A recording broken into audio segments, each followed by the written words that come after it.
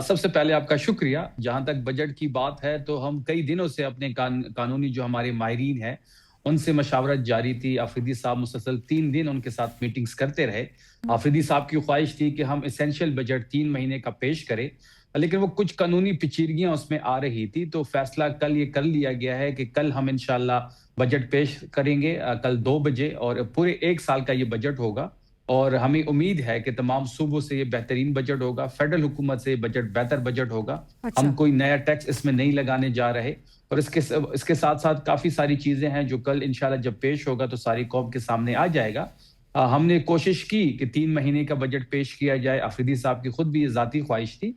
लेकिन जब कानूनी टीम से मशावरत हुई, कुछ बैक टू बैक उनके साथ मीटिंग्स हुई, तो कुछ उसमें कानूनी पेचीदगियाँ आ रही थी। जहाँ तक कटौती की बात है, तो उस पे हमारी स्टैंडिंग वही है कि जब तक इमरान खान साहब से मुलाकात नहीं होती, जो शेयर खैबर पख्तूनख्वा की काटने की ये बात कर रहे हैं, हम उस पे उनके साथ एग्री नहीं है। हम चाहते हैं कि ये बहुत बड़ा फैसला है। सीएम अफरीदी साहब चाहते हैं कि इमरान खान साहब से मुलाकात हो और उनसे राय ली जाए इस बारे में, और वो जो भी फैसला सो करेंगे वो मैं मनन कबूल मैं होगा। मैं शफी साहब, मैं उस तरफ आऊँगी।